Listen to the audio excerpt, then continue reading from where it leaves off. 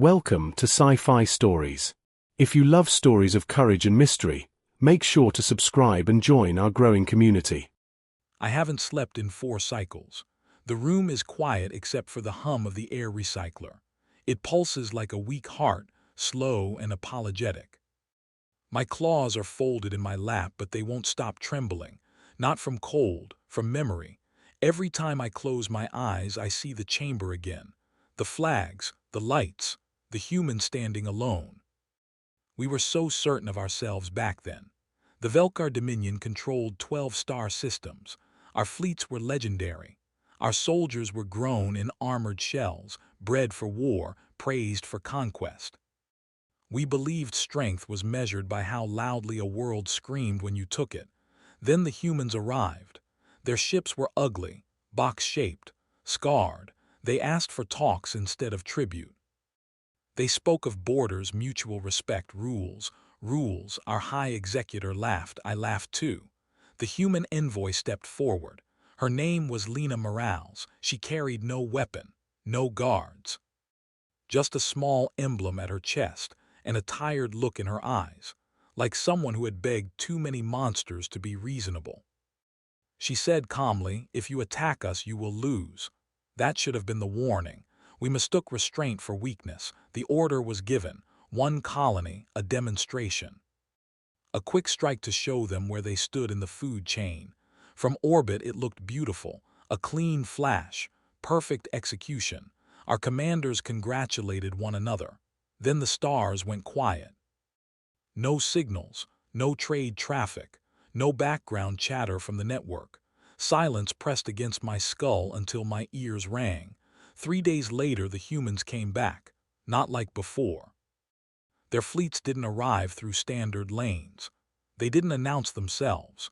They simply appeared, already inside our territory, already positioned. Every defense platform failed within seconds. Weapons went offline. Power grids collapsed. Command channels filled with overlapping error codes we didn't even have translations for.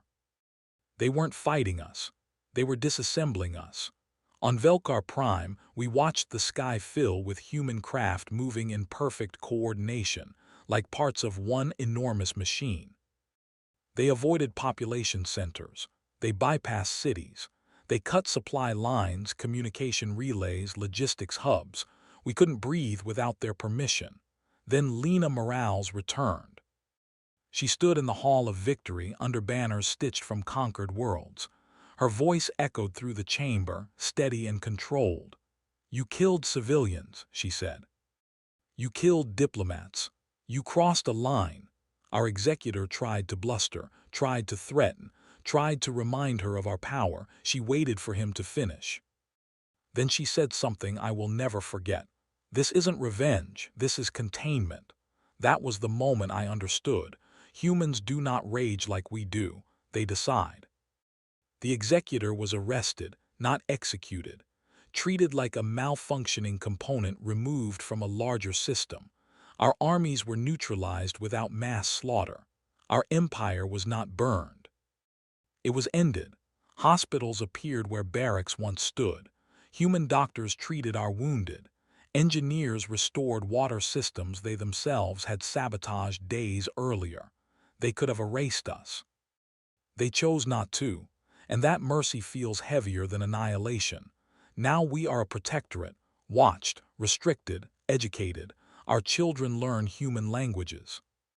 Our officers study human history, page after bloody page of wars they survived, disasters they endured, mistakes they documented so they would never repeat them. I understand now what truly terrifies the galaxy about humans. It isn't their weapons, it's their memory. They remember every rule written in blood. And they enforce those rules with terrifying patience. I look at my claws and feel ashamed. I thought strength meant domination. Humans taught us that real power is the ability to stop and still choose restraint. I keep telling this story because it has to be told, so the next empire doesn't laugh, so the next ruler listens, so the next diplomat lives. Because humans will speak softly every time, But if you force them to finish the sentence, the universe will hear it.